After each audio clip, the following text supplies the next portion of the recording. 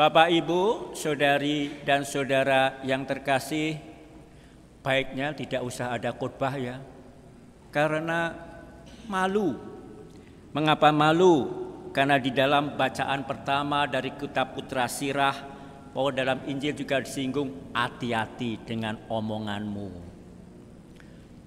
Yang orang Jawa mungkin tahu pepatah, gajah diblangkoni, iso khotbah raiso ngelakoni.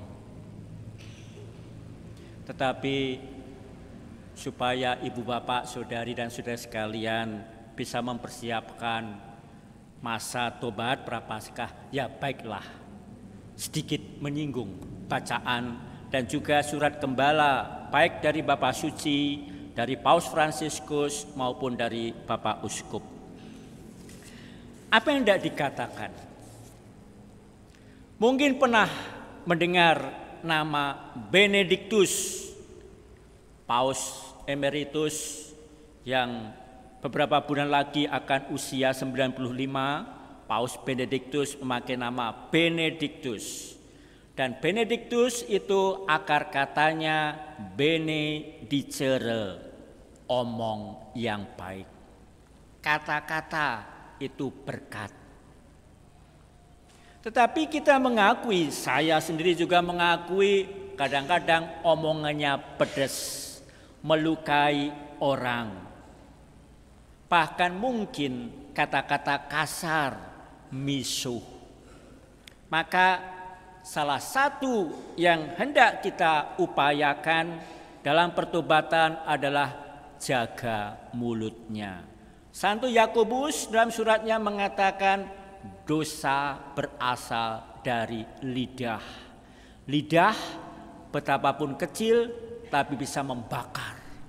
Omongan betapapun hanya sedikit diucapkan tapi bisa membakar, membuat hati panas. Apalagi kita lihat saudari dan saudara, ibu bapak, hari-hari ini bagaimana kata-kata, omongan, fitnah atau apapun juga bisa membuat perang, perpecahan dan pertikaian. Maka kita diajak oleh karena itu untuk menjaga omongan kita, menjaga kata-kata kita, menjaga mulut kita. Itu yang pertama. Susah ya? Angel ya? Angel.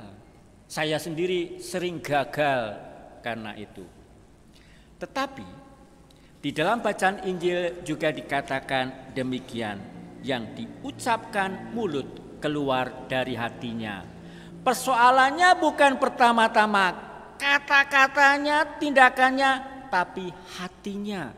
Hatinya bersih, hatinya bening, hatinya jujur, hatinya terbuka. Maka pertobatan itu bukan hanya hal-hal lahiriah, bukan hanya pertama-tama pantang ini, pantang itu, tetapi pertama-tama adalah membersihkan hati. Supaya apa? Supaya kita, hidup kita, kata-kata kita, omongan kita, tindakan kita menjadi berkat bagi orang lain. Nah, itu upaya pertobatan yang tidak hanya dibatasi selama masa prapaskah, tapi terus menerus. Sampai kapan? Sampai mati. Maka kita ingin supaya kita hidup ini menjadi berkat, apalagi kita berjumpa satu sama lain. Terlebih di Keuskupan Agung Semarang ini kita menyapa berkah dalem.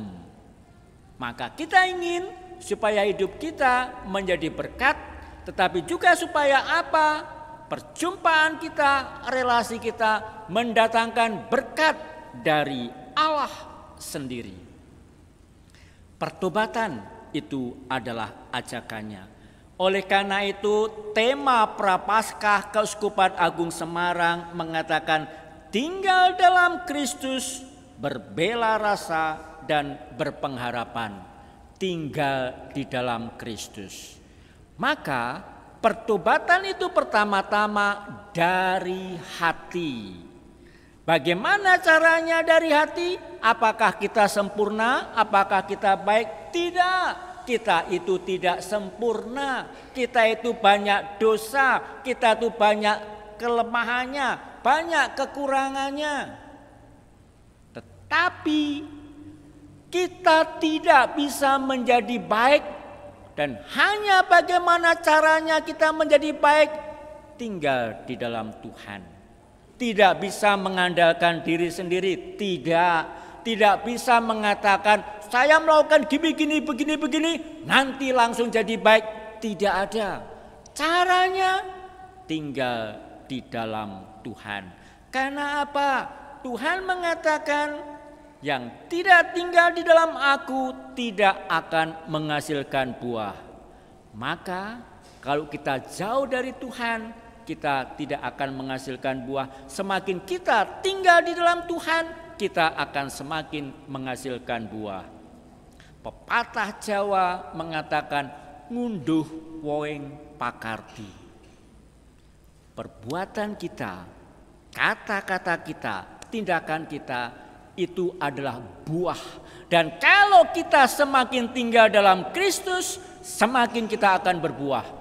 Semakin kita tinggal di dalam Dia, semakin kita akan menghasilkan buah. Buah yang berkelimpahan, 100 kali lipat, 30 kali lipat, dan sekian kali lipat.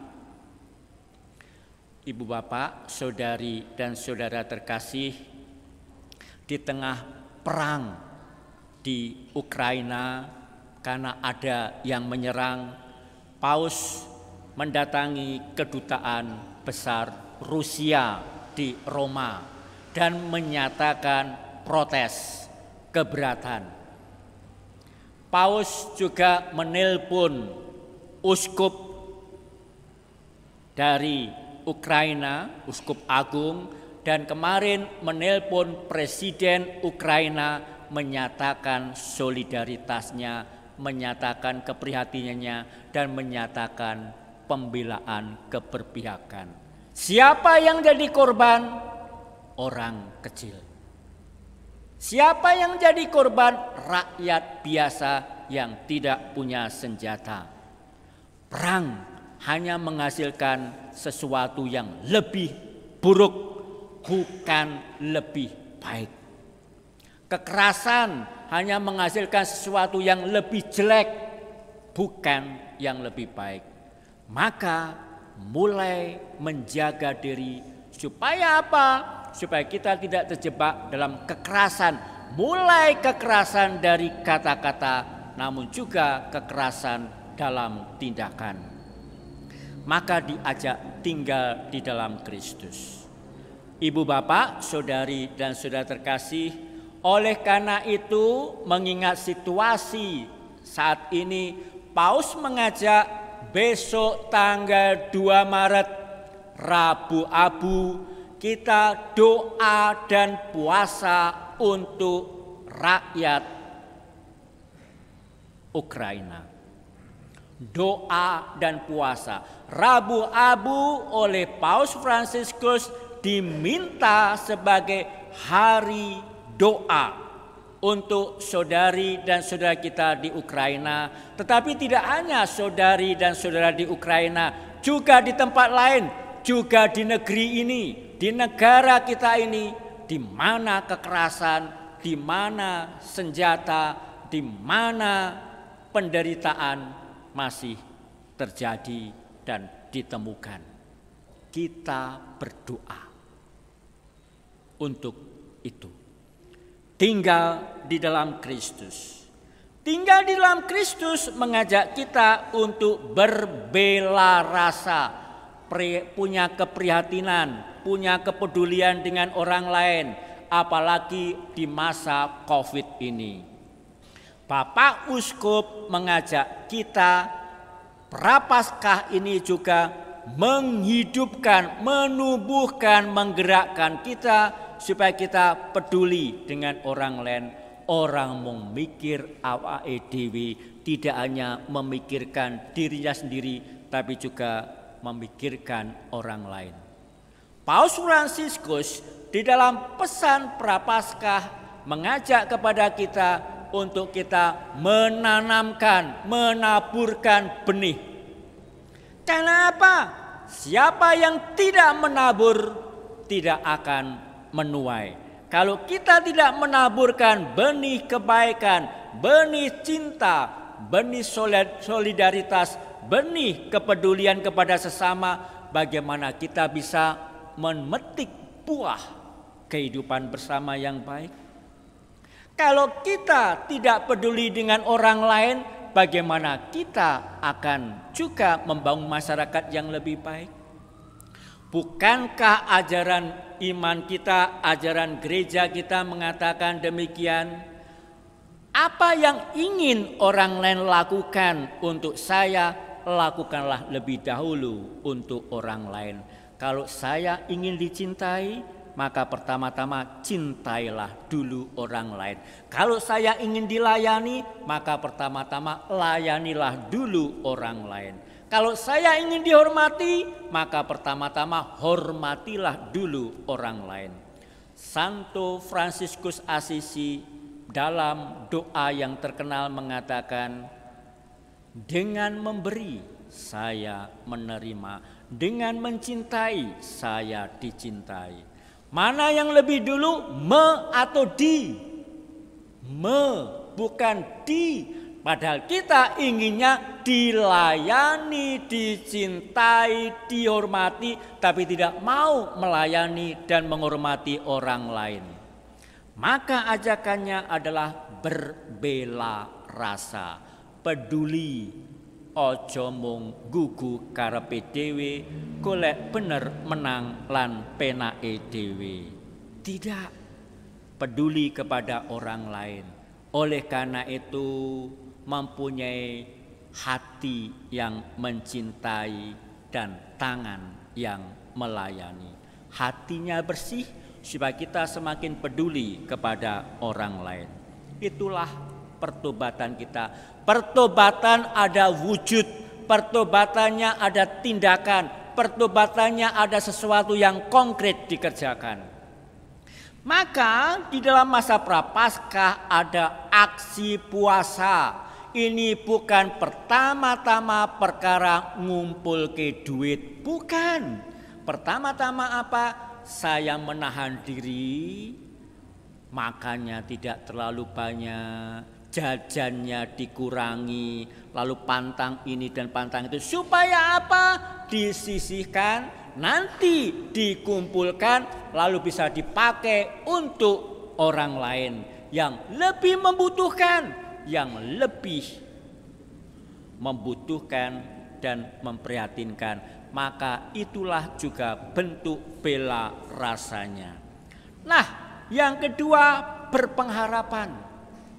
Harapan itu adalah tanda orang yang beriman. Orang yang tidak beriman putus harapan, putus asa. Lalu misalnya saja bingung, pandemi tidak selesai-selesai, marah, utange soyo akeh, lalu memilih jalan pintas, bunuh diri.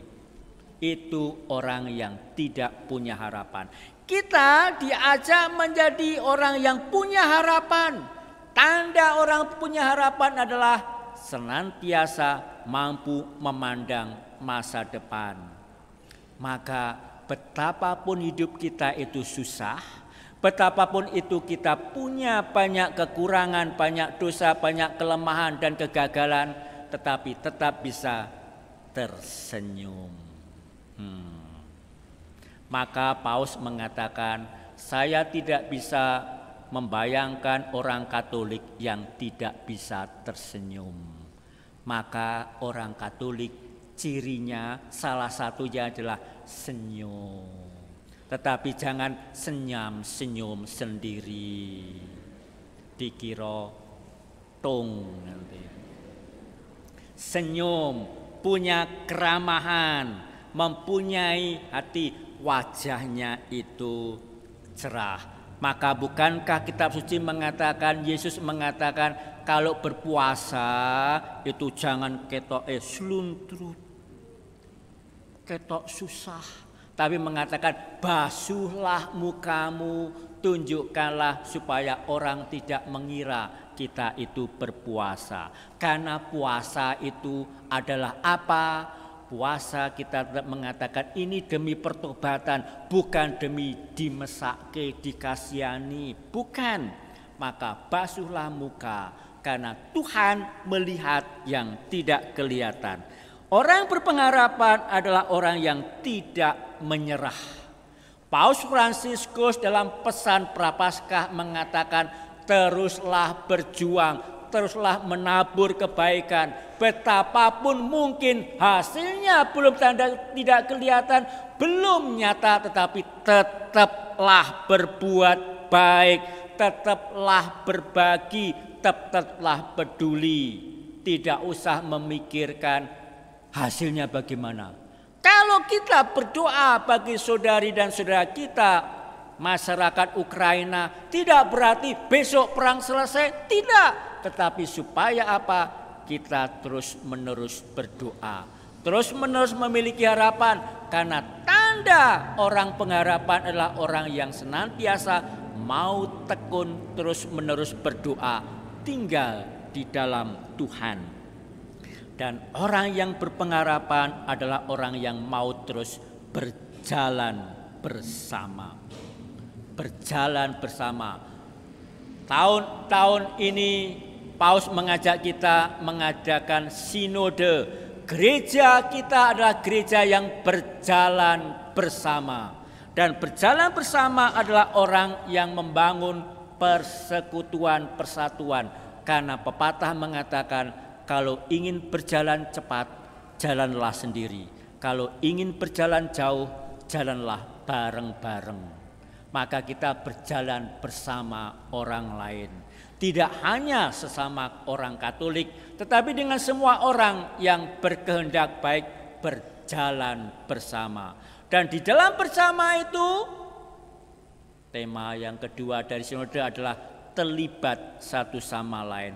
Orang mung nunut, tapi terlibat, ikut serta, memberikan dan menyumbangkan sesuatu dari apa yang kita bisa, apa yang kita mampu terlibat. Dan akhirnya keterlibatan itu terarah kepada mana? Perutusan. Kita ini diutus. Kita ini diutus oleh Tuhan, ikut serta dalam karya keselamatan Tuhan.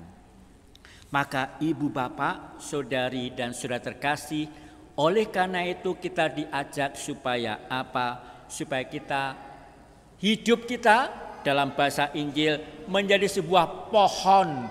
Pohon yang bagaimana? Pohon yang baik, yang menghasilkan buah yang baik. Kalau kita adalah pohon yang baik, buahnya baik, seger, buahnya enak, maka akan disukai. Tetapi kalau kita hanya menghasilkan buah yang kecut, tetapi akibatnya apa? Kita akan dijauhi, tidak akan disukai. Oleh karena itu, bagaimana supaya kita segar? Supaya kita apa? Rasanya baik. Sehingga apa?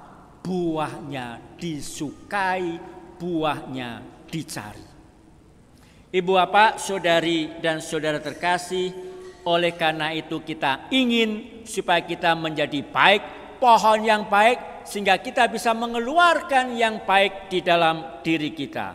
Maka Paus mengatakan supaya kita menanam yang baik. Bapak Uskup mengatakan tinggal di dalam Tuhan.